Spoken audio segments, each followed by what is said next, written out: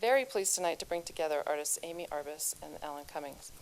Hammer Conversations is an ongoing series which tries to bring together artists in different disciplines. And both Amy and Alan challenge their natural curiosity about human nature and their genuine empathy for people in their work. It comes through clearly in Amy's portrait work and in Alan's performances, and also in Alan's activism and humanitarian work as well.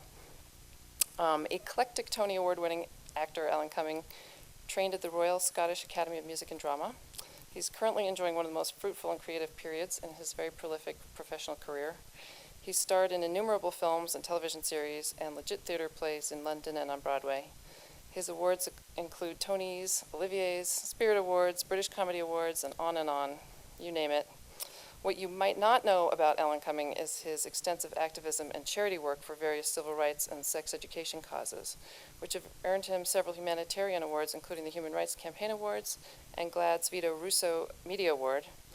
He's also the author of a book, Tommy's Tale, has recently launched a successful fragrance line called What Else? Cumming.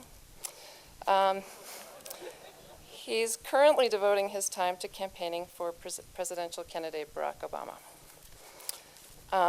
Amy Arbus has published 4 books by Welcome Books, including the award-winning On the Street and The Inconvenience of Being Born, and her most recent book, The Fourth Wall. Her photographs appear in magazines around the world, including The New Yorker, People, Dazed and Confused, and the New York Times Magazine. She teaches portraiture at the International Center of Photography in New York, the Anderson Ranch, and the Fine Arts Work Center, and her photographs are part of the collection at the New York Public Library and the Museum of Modern Art. And both Amy and Alan will be signing books in our bookstore upstairs after the talk. So please come and join us. Before I bring out Amy and Alan, I'd like to show some of Amy Arbus's work. The following is a montage of some of her photographs. The first set is from her book On the Street, which is photographs from 1980 to 1990. And the second set of photographs is from the new book, The Fourth Wall, which features actors from legit theater in costume, but out in the wilds of the city. So here we go. Down on the street where the face never shines, floating around on a real old mind. See a pretty thing, ain't no wall. See a pretty thing, ain't no wall.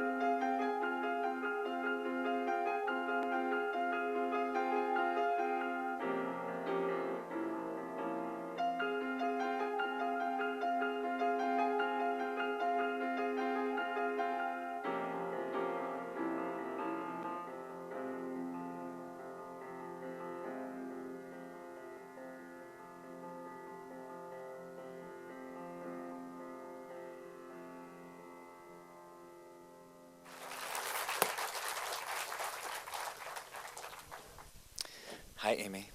Hi, Alan. Can you hear us? Great. Good. So, Amy, uh, let's start our conversation. I think Claudia wanted us to talk about what it was like to be on either side of the camera. The similarities between acting and photography and the differences. Right. Should I tell you what it's like being photographed by you? Yeah. It's really quite Intimidating. Intimidating, no. Because the thing is that actually the picture that's of me that's on the cover of the book is not really in this category so much. We should talk about that in a minute. Yeah.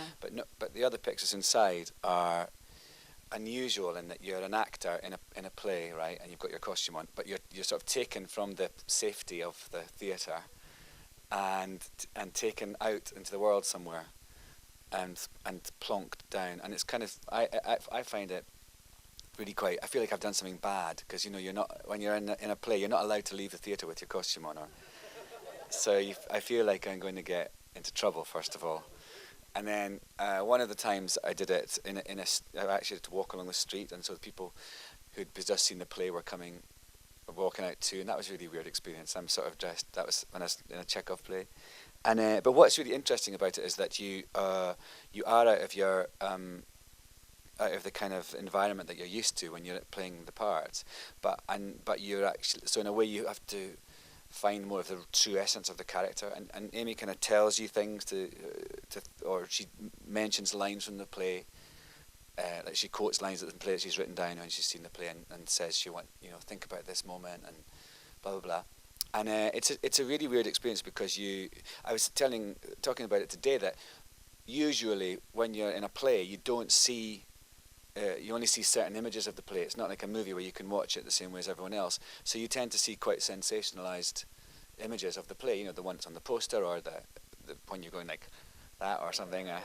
Big kind of dramatic moments. And so when, like especially the last photo I did with her from this play, The Bacchae, that I did, it was really interesting because I looked at the picture and was like, oh, I didn't really recognize the character because all the other they'd all been sort of sexy, big dramatic things, and I think that's really what's really amazing is that you find a bit about the character that maybe you didn't, that's there, but you didn't really see it as a for yourself because you're only being given certain, you don't know other people's perception of the character, and you begin to see it a little bit in the photos, which I find really great because.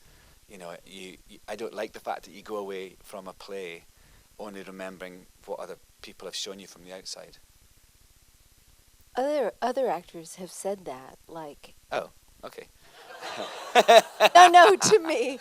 About, some of it is very awkward for them because I'm studying the way that they do their part, and I'm also picking things out of context, so it's a little challenging. I thought during the process of the project, I thought, well, maybe I should really learn what this is like. And I took an acting class and I was completely overwhelmed and thought, oh, it's impossible to do that, to be taken to a scene and redo that. Especially out of the environment of the theatre. That's I think the thing I find most, the thing I like most about it, and the thing I find most unsettling about it, is that you're kind of, and in a way, the thing of being photographed, actors are often photographed as themselves, or for a sort of fashion thing or something. So that thing of focusing on the photographer and having that relationship down the lens, but doing that as a character, you don't really get. Maybe you do it in stills from a movie, but not really in when you're a character in a play, and that's really interesting too. Well, the last time I was trying to set up the Bacchae shoot, and your assistant said to me, he's not going outside in a gold dress. Forget it. I was wearing a gold kilt and a gold vest, and I had like big, huge hair and glitter and makeup and no shoes. So I was like, can we do it like backstage somewhere? Yeah, I wasn't going to walk out onto Columbus Circle like that. I love you, but I don't love you that much. But why? I want to know why. How this project started, and also like your dad's an actor and your mum was a photographer. So in a way, this is sort of a fusion of your whole family trades, isn't it? Yeah, Bringing this it's sort book of, yeah, it's like the perfect marriage, which, sometimes it's so obvious you can't even figure it out. So it took me quite a long time to become a photographer, and way much longer to fall in love with the theater. And once I did, having this other agenda made watching the plays so completely fascinating. I couldn't go often enough. If I loved a play, I could see it 5 times Yeah. at least, Yeah. because it would change and the performances would change. And I would also be, taking lines down and falling in love with stuff that I frankly knew I would never capture on film, because some of it just doesn't translate. It's only working in that venue. So when the actors are outside of the play, they're also somehow becoming themselves and fighting the urge to become themselves. Yeah, yeah. And also fighting the urge to just do the thing that you've seen on the image of the play. I think that's what I think is really interesting about it. So in a funny sort of way, the last two were quite sad. I thought the pictures I did with you, and I was really, and in a way, I realised that of course there's a sadness to every character, but there was like the Dionysus one, where I am playing this god and he's all got big hair and lots of makeup and all gold and sparkly. Actually, he looks like a little boy. And actually, I realised that of course in the story of the play he is a god, but he's just all he wants is to be accepted by his family. So it was this really illuminating moment for me. Sadly, we did it on the last day of the play, but I knew that already. And in the Seagull one, I thought he was there was a sort of sadness to that picture, that because everyone in that place sort of, I think he's sort of, everyone's a bit desperate, and yet the pictures of you are always like, ah ha ha, we're lovers in a Chekhov play. It's great. And what about when you did the other book, the ones on the street? That's, in a funny way, they're not actors, but they're all performing for you, and some of them probably better than some of the actors in your other book. That's sweet. Well, it was the 80s, and they were, many of them, performance artists or clothing designers or musicians, but performers for sure. And also inventing forms of performance, art, really. So I would stop them and only had a couple minutes with them. But you didn't say, oh, I want to take your photograph on Tuesday and I want to do this sort of thing. It was mostly just you were on the street and you met them and you did them right there and then. Initially, I did it for 10 years. Every 6 weeks, the page on the street was published. But yeah, it started out all happenstance. I would just run into them, and including Madonna. Yeah. That happened to be 1983, the very week that the Village Voice was running a review of her first record. So I remember she still used her last name. And she told me that she was still wearing her pajamas. And, I heard stories about her performing, that, and that she was sleeping on the floor of her recording studio. She was so broke, and shopping at the thrift store. But meanwhile, looking more fabulous than ever, or just as fabulous as ever. Yeah. Look at her now. I know. And did you say there's going to be a film about that book? Yeah. So a friend of mine, John Spellis, started doing videos of photographers, for photographers, but for everyone to see the very thing we're talking about now, the process of what it's like doing it, and sort of deconstructing that. So you talk about your philosophy of photographing and so on, and then there's a little 20-minute bonus feature. And I was working on the Street was coming out in the fall of '06, and he said, we'll do your little 20-minute bonus feature on the street. Where are they now? And we started looking for these people, and we found 15 of them, and the interviews were so incredibly amazing. I have to admit, the photographs were not so great, but Photographed them again. I re-photographed them. But the interviews, mostly everybody looked exactly the same. They didn't dress as well, And one woman was completely unrecognizable and had completely changed her life and her career and everything about her. So, but anyway, what has come out of this is a 70-minute documentary really about what New York was like then and what a creative time it was. And what's happening to it now, which is that it's getting amazingly gentrified and hard for young kids who don't have money to live there and just do their work and have the sense that they could succeed at whatever they wanted to do. So it's this completely heart-wrenching but very moving story through these people. And when can we see it? Well, hopefully we just entered it into Sundance, so hopefully That'd be good. that's January. So hopefully we'll see. Talking of kids doing what they want to do and stuff, I'm intrigued about what it's like to do a job that your mum does or did, and what that must be like. You know, I always sort of, when I know actors whose parents are actors, and I think it must be quite hard to do the same job as when they're well known and everything like that. What was that like? I mean, what is that like? And Well, both of my parents were photographers, and it honestly never occurred to me to be one. Except, like you said to me this afternoon, I tried everything else I could think of in the arts, music mostly, and all kinds of art. I couldn't draw, but I could do almost anything else. But when I finally, everyone knew I was a photographer before I was, because I spoke of, I would tell every story in visual terms. And the minute I picked up a camera, because a friend encouraged me to, I had the sense I'm home. You know, this is something it's natural for me to be doing this. But were you reticent to do that, do you think, because of the sort of... Yeah. Yeah. So my mom had passed away and my dad had become an actor. So there was this, for me, it was almost like I was going to say a void, but it was almost like a vacuum of where is the photography in my life? You know, it's like, for me, we made the jokes about being validated today, the parking validation. We're not from LA, and so the thing of where you go and you just walk in and someone goes, "Do you need to be validated?" I was going, "Yes, more than most people."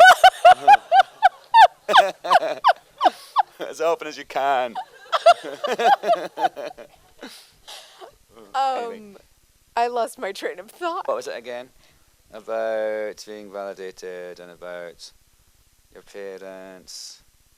Oh, yeah, about the void, when the void in your life, and Yeah. where was the photography and... it was almost like a diary, literally. Like, if there weren't photographs of it, you know, I couldn't quite, it was my way of remembering things. So if there were no photographs of it, it was hard for me to reconstruct it in my memories. So it was very disconcerting. And also I think I started photographing, probably in retrospect, to feel closer to both of my parents. You know, it's a real connection. I think it's really interesting, that thing about not being able to... I mean, it's not the same thing, but you talking about how if you hadn't photographed it, it sort of in a way hadn't happened. Yeah. And I did this play a couple of years ago, this Jenny play, and it was this sort of existential thing about a photographer coming to take a picture of the Pope. And it was like the Pope didn't really exist until he was photographed. And because nobody saw his back, they didn't bother to do him. And so his back, like, so Vivienne Westwood designed the costumes, and there was this, I was the Pope, and there was this big fabulous thing, but when he eventually spun round, my bum was sticking out the back, because they didn't bother to do him, because why bother, because nobody would ever see that. And it was just this really interesting thing about... It's the second time your bum has been shown. Oh, it's more than that, you know. Just this part, it's contractual now. But anyway, blushing. But the whole thing about in a way, sort of like being validated. You only, it doesn't really, you don't really exist until there's an image of you doing it. And I thought it was a really interesting link with our kind of modern celebrity obsessed culture. Like, people say, "Oh, you were at the so-and-so party. I didn't. I saw the article in InStyle. I didn't see a picture." And you go, well, I was there, but just maybe didn't use my picture. And in some way that you weren't actually there until it's reported in the press.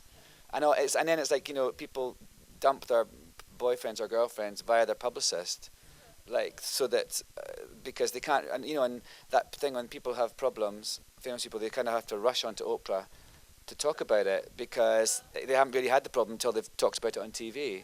I think that's really fascinating. So, shall we talk about the cover of the book? Because we didn't talk about that. So the cover of the book was taken on the. This is when I did Cabaret on Broadway, and they said to me, it was the opening night, and they said, and I was really. Well, basically, Amy didn't know this until the day I told her, I didn't want you to be there that night. I really didn't want you to take that picture because it was the opening night and I was so freaked out. Well, guess what? I didn't want to be there either. I was so freaked out. Yeah, and it was just a scary. I was just, I was new to New York. I was new and everyone's going, this is going to be a huge thing for you. It's massive. And I was all nervous, and I used to get really stressed out. And all these famous people would come to want to see you afterwards. And I remember I would go into the shower and cry. I'd be all like, oh, boo-hoo. And I couldn't. I was all stressed out, and I couldn't. And then I remember one time Whoopi Goldberg literally waiting outside the shower door for me to come out, and I was like, this is insane. And I was like, I don't want to go and meet her. And so I was in a really stressed out place. And then it's any opening night is kind of stressful, as any actor will tell you. And then and all my friends were coming from Britain, and I'd been on my own all this time, and I was kind of very fractious, and I'd done so much press, and I was just so looking forward to it being over, and the press lady said, oh, this Amy Arbus wants to come and take your picture for the New Yorker, which in any other circumstance, any actor would be like, wow, yeah, that'd be great. But I was like, no, I don't want to. And I just said, can't you come in the afternoon? And they said, no, they want the kind of just walked off stage kind of vibe. And as you can, in the picture, I can do that and touch my walls. I could touch the walls of that dressing room. And I just thought, and I just was so kind of vulnerable, really, and I didn't really want to have a stranger in that moment just after. I think it's, again, like the thing about feeling bad if you walk outside the theatre with your costume on. It's sort of, you're not allowed to have like people backstage after the after the half-hour call before a play, and like people sort of have to be announced to come up after the thing. So it was all these kind of boundaries were being breaking the broke. rules. Yeah. And I felt very, and then I came into the thing, and there's Amy, and she was obviously all there, and there was a tiny room, and she goes, I won't have much equipment, it's going to be fine, don't worry. And then all these people started coming in, and I was just, it was just this kind of very anxious kind of moment. But she was lovely, and of course, P.S. I thanked him years. We never spoke. We didn't. That was it. Our meeting was like 2.5 minutes. I got 6 frames or something, and when we finally met again, I said, you were so incredibly generous with me that night. It's true. Bless you. It's Inside true. I was seething. But I just thought also, it's one of these things where, also I thought, this poor lady's come to do this thing, and people started arriving. I thought, she's not going to be able to see me because everyone's going to be pushing her off her little place. And so, so then that picture happened. And then sort of now, in retrospect, I'm just so happy that I did that, because it's captured a moment in my life that was really quite an extraordinary moment, and the idea that I wouldn't have had that image to remember it by, again, probably it wouldn't have happened had I not. It would have been I would have remembered it in a very different way. And at that moment, I'm like sort of doing a bit of like, I'm a cheeky party boy, but I was also like, I just want to swallow this entire bottle of wine. And there's a hand coming in with a glass that's my old agent's and things, and so it just really captured a moment in time. But it's funny that something should have come from I was like, no, I don't want to. And yeah, 10 years later, I'm like, oh, I'm so glad I did that. It's a lesson to be learned. Exactly. So the project didn't start for years later. It actually started out here because my dad and my stepmom are part of the Interact Theater Group, and they were doing a production of Guys and Dolls. And I was sort of onto something, but these ideas don't come to me like completely intellectually. They're more instinctual, and I didn't really know what I was wanting to do.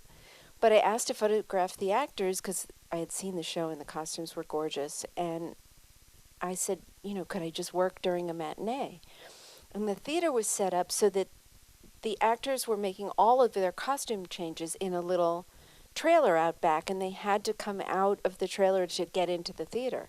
So it was a perfect setup for me to take a couple frames of them by the side of the building there. So and I looked at the pictures and I was like, wow, these aren't like production stills, and they're not like 8x10 glossies.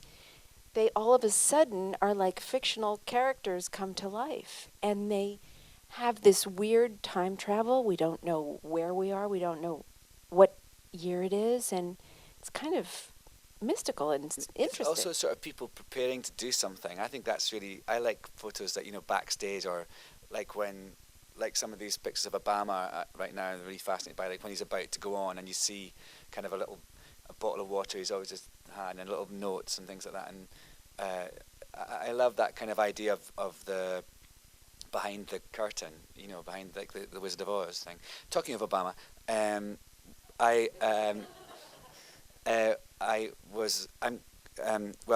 Amy wanted to. I'm doing these things for the campaign, but I'm actually not allowed to be. I've been sort of fired, I suppose. I'm not allowed to be an official surrogate anymore because my citizenship wouldn't have come through in time, and so the FEC. It's quite strict. You're not allowed to. I can still do things and I can still go to things, but I can't be an official surrogate, which is kind of such That's a bizarre. another bizarre word. Isn't that bizarre? I'm banned from being a surrogate. But that event that there's an event I was going to introduce him at in New York. Still not. And Amy wanted to come. And I thought that would be I think political rallies are. Well, I was just in Denver for the Democratic thing, and it was such a theatrical occasion. I mean, those things are designed to kind of get you going. I mean, I waved an American flag quite without irony, and so that was pretty potent. I think it would be really great to do this sort of thing in a political sort of environment. Yeah, there was a gorgeous picture. I don't know if you guys saw it on the cover of the Times recent, like in the last few weeks. In New York or the New York Times? Yeah. Got to see New York because we're in LA. Sorry, New York Times. But from the point of view of the stage, really, and the American flag like this, and Obama through that, and it was so moving. And I was like, well, there's the shot. Yeah. Fingers crossed. Any Obama supporters in the audience, by any chance? Any McCain supporters? Interesting. I bet if you are, you're keeping quiet. See, that's the thing. That's a telling thing about Republicans. They kind of don't want to say it out loud. What else? Should we take questions now? Yeah, or shall we? Does anyone want to ask us a absolutely. question? We could ramble on. Any questions? Oh, there's one over there. Hello. Thank you.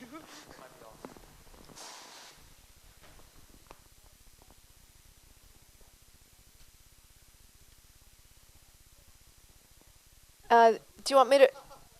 The mic goes becoming, if you want to repeat that. Where was the question? I was going to repeat the question, but I Go think you ahead. can do it better. The question was whether Amy sees a relationship between her work and her mother's work. Ironically, when people do, by the way, I'm thrilled. I actually see the differences because of course, I'm attracted to the same subject matter.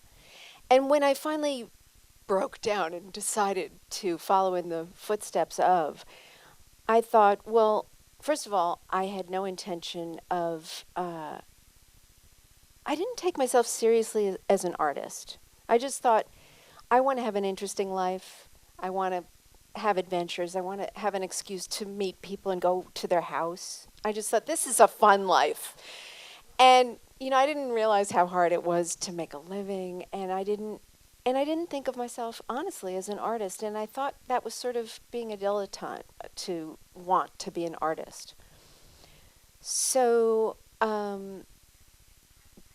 along the way, I saw a lot of people whose work was incredibly much more like hers, or derivative of hers, than mine. I think there's an extraordinary amount of differences. I mean, of course, there's, I hope, some genetic stuff in there, but ironically, the feeling of the photographs is quite different. Do you? I was interested. Do you know a lot of other photographers? Do you? Tons. And do you all get together and like have little photographer parties? Not really. Do you have actor parties? We have actor parties, yeah. Okay. But like I was thinking, like directors, I just think I'm always intrigued by how like there's this thing that actors are really bitchy about other actors, and I actually think that directors are the most bitchy about other directors. It's very hard for a director to say, "Wow, that was an amazing piece of work." Perhaps because they've got to be so analytical and dissect everything to the nth degree, they can't actually just. I think they're the least good at just having an emotional experience. So I wondered what it's like I wonder if our photographers are very supportive of each other. Well, in the environment that I'm in, we are, because I'm teaching at International Center of Photography, which is it's a magical place. It really is quite international. And all of the staff is actually photographers. And part of the experience of being there is that there are lecture series where people come and talk about their process. And then we have our own individual lecture series where they actually come to the classroom and talk about their process. So it's tremendously supportive. And but there's not enough of a community for professionals. I mean, we meet in educational situations, but we don't really have organizations that support us so much. Yeah. So I remember, Todd Eberle. sure. He's a photographer, and I can't remember where we were, and there was like someone else, kind of a famous photographer, at this party, and he was all like, "Oh my God, will you introduce me?" And I thought, how weird is that there's not that, because also when if you're sort of well known as an actor, you kind of assume that another well known actor will know who you are, so you kind of do that kind of. You don't have to think that you don't have to worry about. It's actually quite. You feel comforted because you have a kind of in, and it's going to be a sort of comfort zone there, rather than being, "Oh, I'd love to meet them. I wonder if they'll, what would they think of me?" Even though they hate you, there would be there's a sort of an understanding. I call it the Groucho Club nod. The Groucho Club's this place in London where it's like one of those clubs that you like a kind of a gentleman's club, but it's modern, and famous people go there, and it's like you see someone there and you just go, and you don't know them, but it's like, "Oh, hi, you're famous, I'm famous, hi." And so walls are broken down. But I thought that was really sweet, and also a bit sad that Todd, there's not that thing when photographers would necessarily know who that person is if you're not kind of friends. You know what I mean? Because you don't see them and you don't kind of their work, but you don't necessarily know their face. Well, I'm in trouble now because I thought, oh, it's great to succeed or have your work out there or have your name out there, but now people know what I look like, and I think that's a problem. Because I think part of what is fun about it is not being this celebrity. I really don't want to be this celebrity. I mean, I'm thrilled that my books are a success, but somehow it tips the scale in an awkward way. But so the thing I really hate about being well known is the level of self-consciousness that you live with all the time, and an inability to. What I used to love was being an observer, to be able to go somewhere and just watch people. And now I can still do that, of course, but I have to know that when I'm watching people, people are watching me watching people. Of course. And it's not quite the same. Anyone else got a question? Oh, yes. Wait for the microphone, please. Oh. Can you wait for the microphone, please? Careful. Wait for the microphone. Crikey. You jumped your Bossy cue. boots there. So sorry. Amazing work. Thank you both. I was curious about Nan Golden's work in the 80s. Was there an overlap? Did you see Ballad of Sexual Dependency and the 10 Years After. Oh, yeah. I was kind of curious when you're talking about your work, how you got to interview some of your subjects 10 years or 20 years after. Yeah. If there was any thoughts or inspirations or... Well, ironically, Nan was the year ahead of me at Museum of Fine Art in Boston at school. So she actually graduated, and I left because for a job assisting a fashion photographer in New York. So I was quite aware of her work, and she had a retrospective at the Whitney at, the tender age of who knows what, but which was extraordinary. And the work is so powerful, and what she did with color was such a huge contribution to the medium. I mean, it's so raw and rough and brash, and but I kept looking at the pictures and thinking, I wouldn't want to live through that life in order to get those images. She really she has a rough road, but the work is extraordinary. It was certainly groundbreaking. Yeah. Hello, you up there?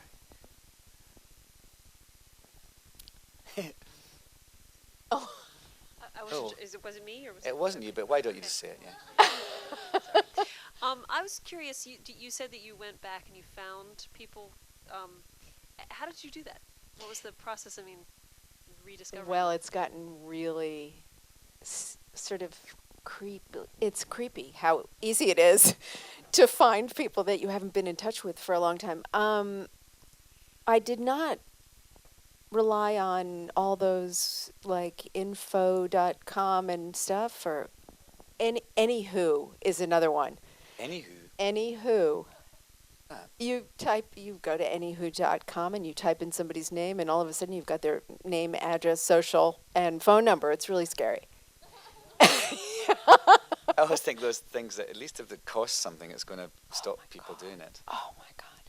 Anyway, actually, I found most people through Suzanne Barsh, who at the time had her own store and brought Vivienne Westwood and many other incredible clothes to Soho, had her own shop, and started giving parties. And she knew all those people. A lot of the kids that were only 19 that I was photographing would go clubbing and hang out at Suzanne's house so that they didn't have to go home to Queens, to their parents' house. So she knows everybody. So she was an enormous help. And then a few people I've stayed in touch with, and then just knowing people through other people. But yeah, that's my first book, No Place Like Home, was really as much about the trophy or the photograph. It was about the adventure of finding things. And that was, we got sort of obsessed with, where is that person? So it was fun.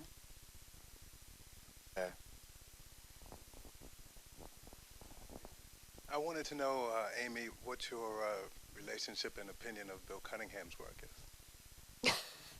Bill Cunningham takes the pictures for the New York Times on the street, but they're candids. And I once called him. Ironically, we both worked. He used to live in Carnegie Hall, and everybody. Carnegie Hall. You can live in Carnegie Hall. Well, not anymore. You can't. Yeah, we all just got kicked out. But I mean, there's apartments in Carnegie Hall. Mm. Ah. Right. I thought you meant like Studios. Madonna in our studio. Oh, I see. Originally studios, but live work was okay for so many years, and all of a sudden they lost a battle with a city who's going to gut it and make condos out of it, which is appalling because my friend's darkroom that I used was there, and all of the people were older than us and had been living there for 30, 40, 50 years, and what are they going to do now? It's really heartbreaking. Our lovely Mayor Giuliani. Anything to do with it? Post, but it's the way that New York is going. It's a really sad. I mean, they fought this thing. Anyway, where was I going with this? Bill Cunningham. Oh, so Bill, I called him once, and first the New York Times stole the title on the street. And I said to the Village Voice, "Are you going to let them steal the title?" And they were like, "Yeah, whatever." So it's like at our hotel. Whatever, whenever. Yeah, the W. Whenever, whatever, whatever. That's when you pick up the one and go, hello, Mr. Cumming, whenever, whatever, whatever. Like that. They're trying to say, "We'll give you anything you want, whatever time you want it." Or also going, whatever. Yeah, exactly. Bill didn't see himself as an artist or a photographer, or he didn't take himself seriously, and I think now finally he does, and he should. I mean, he's really made this fabulous document, but it's quite... Didn't he just have an exhibition about something about to do with bikes? I don't know about the bike. Wasn't there something to do, not like people on bikes, but maybe, oh, I can't remember, maybe it was for, what? Jesus bikes. Okay, we're going down the rabbit hole. For that one. But he just had his exhibition in New York. I was invited to. It looked great. Yeah, he's a character, but totally different, I would say. Very different stylistically and conceptually, and I really engage people, and if they don't want to do it, they don't want to do it. He kind of creeps around. It's really, I love watching him when he comes to photograph. He kind of just goes, "What can you do?" And goes away. He never really speaks, and he kind of just, he doesn't scream your name or anything. He just kind of, you know, he's like a funny old man, which I suppose he is. He's very sweet, Very but yeah, sweet. it's very different. I love to have him come to my events and photograph him and watch him. It is really, he's very much the fly on the wall. And I can't do that anymore. Next question. Yes, you, madam or miss. Right there. I know you're looking behind. Oh, yeah, get the microphone. That's very good. From all sides. Amy, I was wondering if you have remained to shoot exclusively film or if you've crept into the digital world. Yes. I just, when, this is probably a similar experience to one that you might have. When a book is published, there's this awful post-project depression. And I felt it coming because the book came out in April, and I thought, I need something to keep me occupied through this hard, I'm not stopping, but I want to continue the theater photographs to do book 2 or whatever. I just love doing it so much. But there's a certain finality to a book coming out into the world. And to stave off that feeling of, oh my God, what am I doing next? I threw myself into digital, and it is very consuming, and it is completely opposite. No other art form has had such a profound transition. To me, it's like being a filmmaker and being asked to do video. It's like, oh, I gotta, reassess the whole. I mean, it's not just pixels instead of grain. It's really, really different. There's things that you can do. I had to do it. I mean, it's like a big secret, you guys, that I do it because I still want to shoot film. Don't tell anybody I know how to use digital. But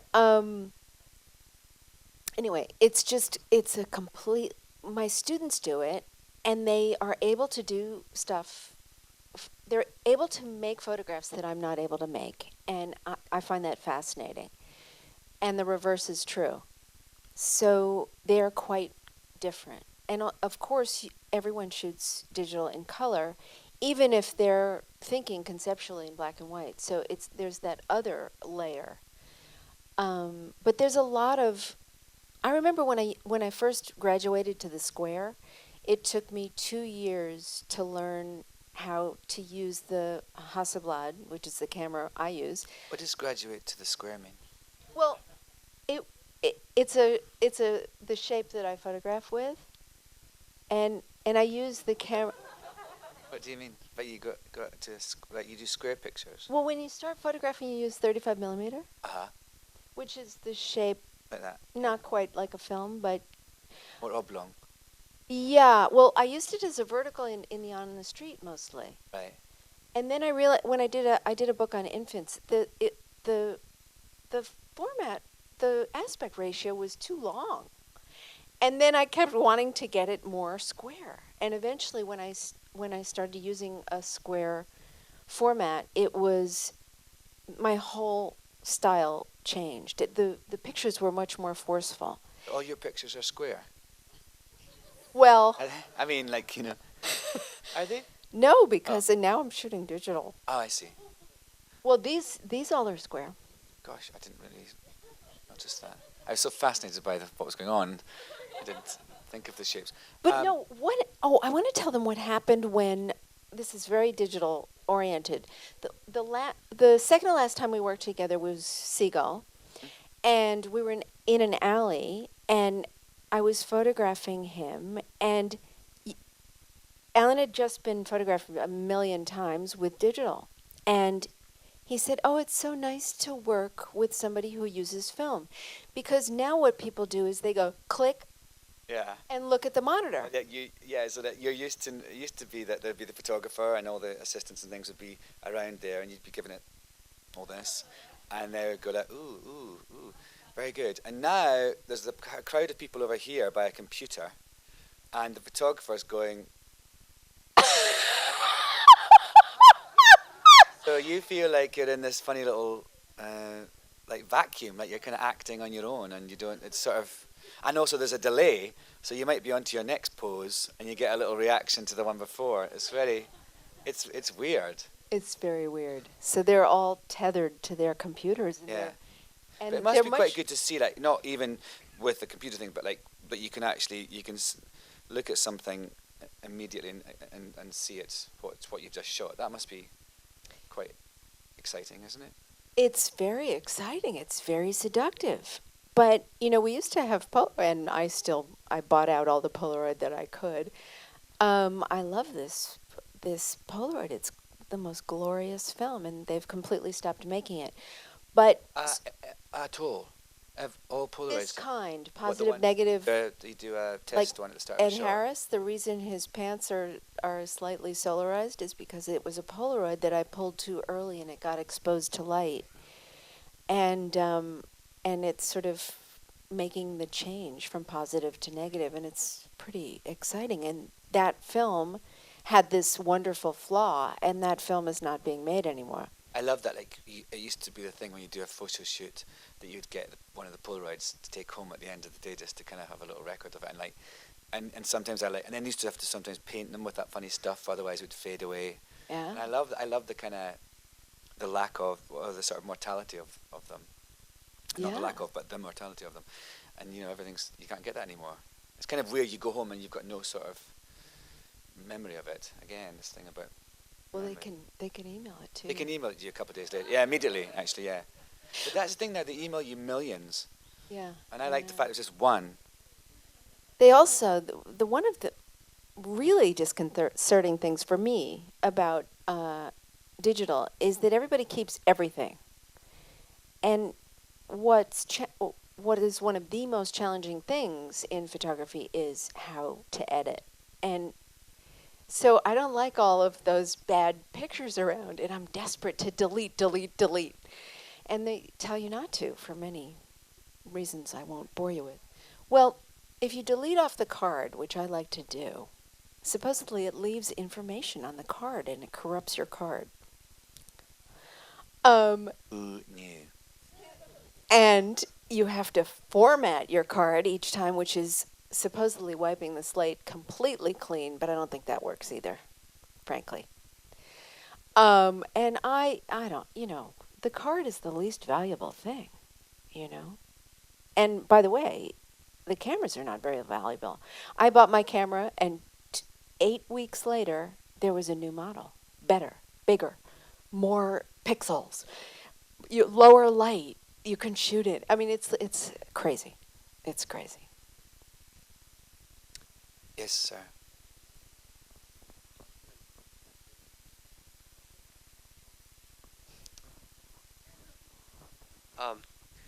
This one's. That's okay.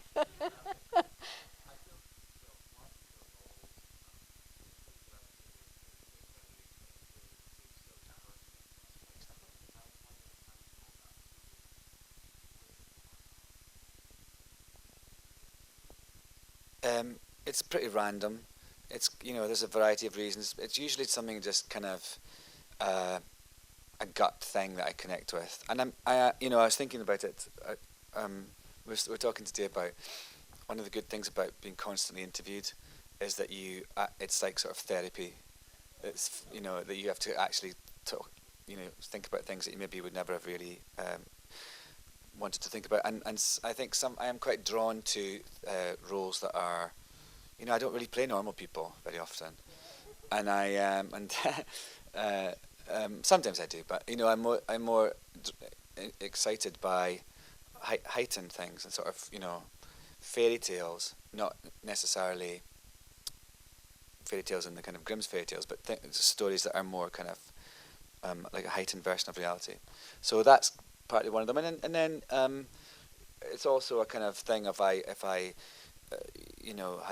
like, for example, with the Seagull, I just really wanted to do something kind of different. I'd not done anything. I'd never done a Chekhov play. I really wanted to do something that was kind of not like that I just talked about. And then then I was going on to, because I knew I was going on to play Dionysus in this big kind of extravaganza thing. So I like to kind of keep myself fresh. I think it's really important to, with all the different kind of things I do, I think it means that when you come to a new thing or a different thing, you have a freshness, and you bring, and I always say this thing that when I used to do stand-up comedy with another boy, and it was actually more sort of sit-down comedy, actually, but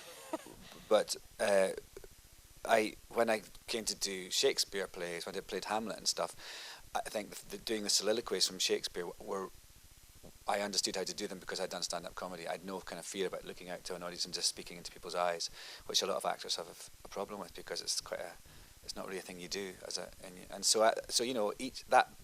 doing kind of funny little stand-up comedy things in little theatres around Britain kind of helped me be a Shakespearean actor. And so I think it's really good to do a lot of different things for me because I kind of find other things out about them. But it's pretty random. And also then it can be like, oh, I've got to earn some money. Oh, I've got to, I'd like to not be at home for a while. Oh, I'd like to be at home for a while. Stuff like that. Or I'm getting divorced again. Something like that, Yes, young lady. This one's for you as well. Oh, sorry. Out of all of the roles you've played on the stage, is there one that stands out as having a certain memorable impact on your life, and why?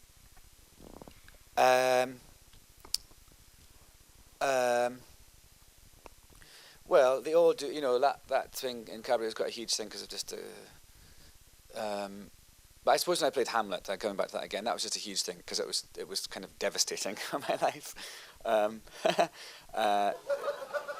Yeah, I mean it was hard. It was a very it's kind of almost a cliche to say that, but it was a really, really intense experience for me, and it sort of filtered into my life, into my real life, in quite a bad way. And so I'm very, I'm very cautious now about that. When I actually did before a couple of years ago, I did that play Bent in London, and it's about gay people in the concentration camps. So it's pretty intense, and it's very intense. And I think I'm older and wiser now. But I was going away to London, and I was very aware that what had happened in the past, and I was going to be doing this thing of being in a place every night that you couldn't possibly avoid being incredibly traumatized by it. I defy anyone to play that part and to be in those situations and not to, it really, it's like the worst experience any human being could pretend to inhabit. So I was very I made sure that I was very protected, and I kind of took all my man and my dogs and everything. I made my life very sheltered so that I wouldn't get that bad thing wouldn't happen again. And then what was funny was that people would come into the dressing room afterwards, and it's very, very distressing. I think I wouldn't want to see it if I would never go and see it. I think it was a horrible experience for an audience too. But that's a great thing about theatre. It's not always that. And so people would come backstage and they'd be really, really devastated and they'd be like, how do you do this every night? And I go, by not talking about it afterwards. And they go, but how do you go? And I'm like, by not talking about it afterwards. And so it was I think it was a really, you learn how to deal with you get better at learning how to deal with certain things, and I was fine when I did that one. But it's pretty, I think you've got to be careful about things like that. And with Hamlet, I was younger and didn't. So that Hamlet would be the one that had the most effect on my life. Yes, he also hello. does a lot of things at one time. I multitask. Yeah. I'm not really here right now. Hi, good evening. Amy, you mentioned it was a long time before you became a photographer. Do you mean by that it was a long time before you felt like you'd arrived, or had you held many other careers prior to that? And if so, for how long? I became a photographer in 1980, which was, in my late 20s or something. I seriously pursued music, but I was around all these incredible child prodigies. Actually, the band The Cars, if you remember them. And so I was completely intimidated by their, by their expertise and how little, I would go to Berklee College of Music in Boston and study for hours and do my scales and modes, and they would jam and they would play out and they would be great. So I struggled with that for a long time. So it took me till I was 27, 28 to really know what I wanted to do and to pursue it. I just went to Museum of Fine Art for 1 year and then got a job assisting another photographer in New York. And then I went on my own and got the job at the Village Voice, actually, when I left working for Jean Paul Russo. So the Voice was my first gig, and it was actually a very lucky thing because I was known, in the downtown crowd. People would wait for me to come along. Like, where have you been all my life, kind of thing,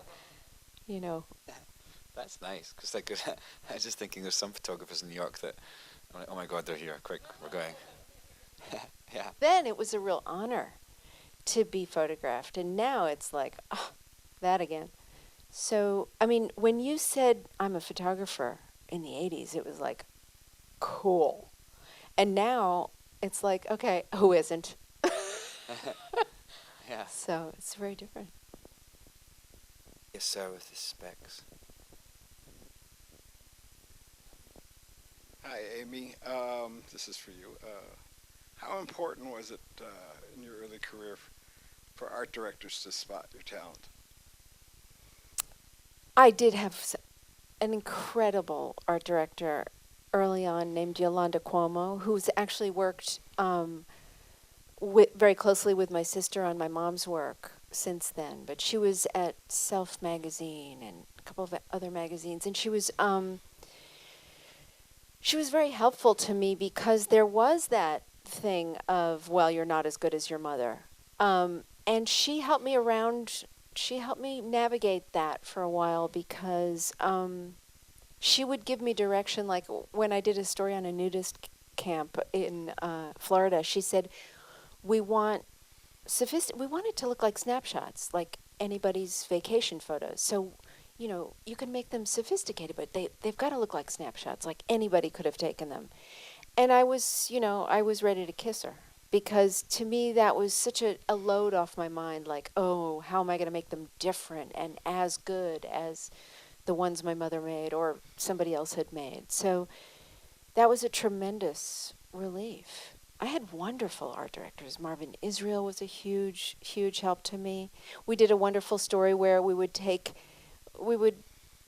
ask famous people who they would want to be in another life, and then we would make a mask of that person, and I would photograph them with the mask on and their body.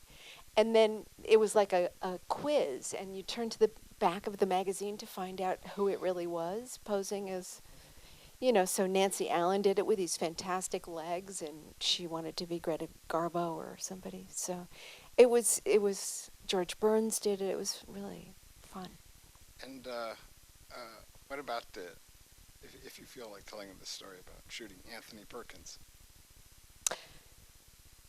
interesting because my sister was a huge fan of his and used to like sit on his doorstep and got to be part of, I mean, was taken in by a friend of his and got to be part of their family, sort of.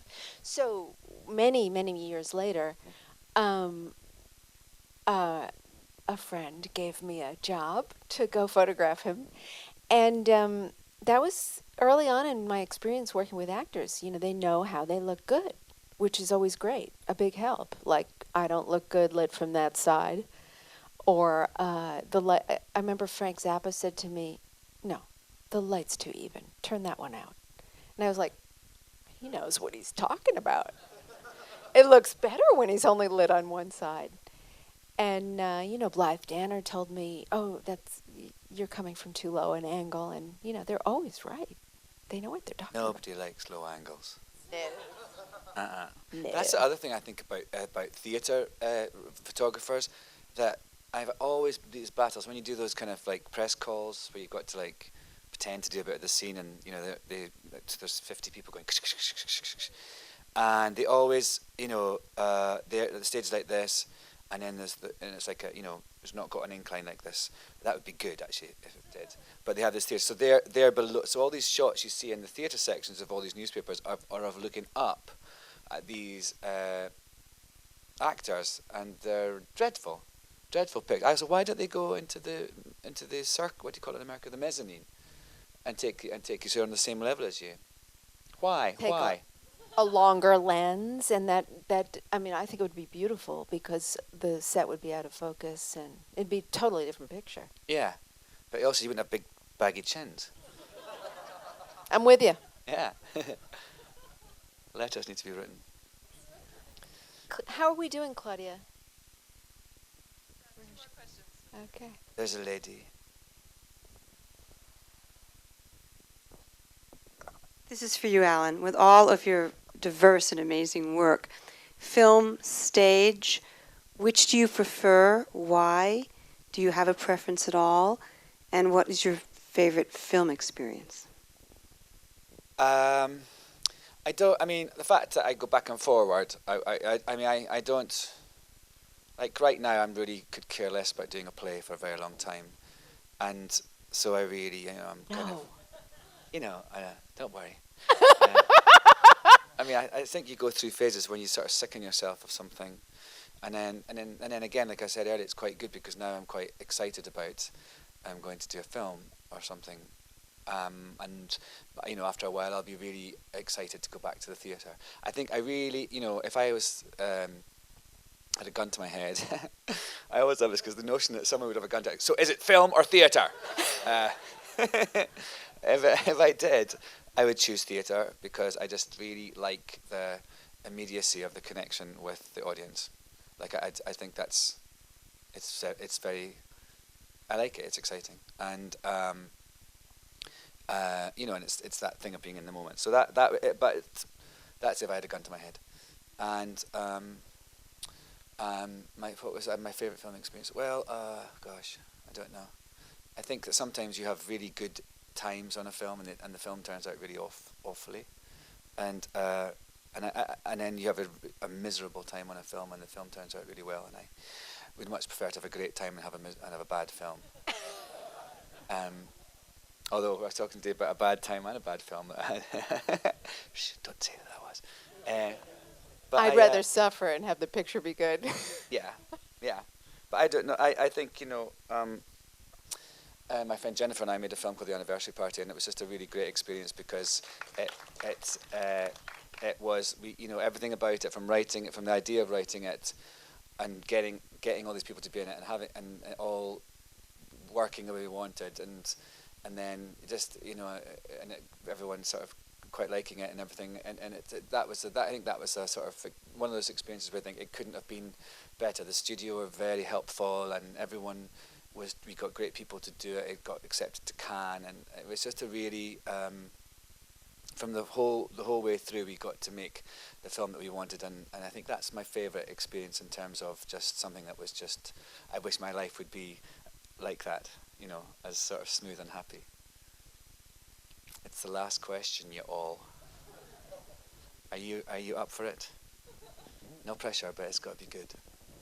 This one was for Amy. As a teacher, are you seeing, aside from digital, are you seeing any distinct characteristics in the photographers coming up, concerns, approaches, styles, whatever? Well, my most recent experience, one of my students was photographing people dressed as, like the same guy dressed as a man in a photograph with himself as a woman. So he's, doing montages, and then I thought, oh, that's a cool idea. And then he did plays on that, where he would have twin brothers, and he would add one of the brothers as an alter ego, sort of. So it would be 3 people in a photograph. And then I opened the New York Times Magazine 2 Sundays ago, and there's, I forget who it was. It was a fashion story, and there's the woman cloned 3 times. So I think that's a direction that we might or might not want to go in. Less models. Less talent. Yeah, you. We were just talking, in addition to validation and things, that's another thing that I love about words that you use in America when you go, talent over there. Like, there'll be a table with nice things to eat on it, and someone will go, that's for the talent. I suppose it's supposed to be nice, but it makes me think of like cows, like prize cows or something that you're trying to, or like ducks for foie gras. Dogs that pose. Yeah. So that's about it, isn't it? This is Amy Arbus, ladies and gentlemen. And the fabulous Alan Cumming.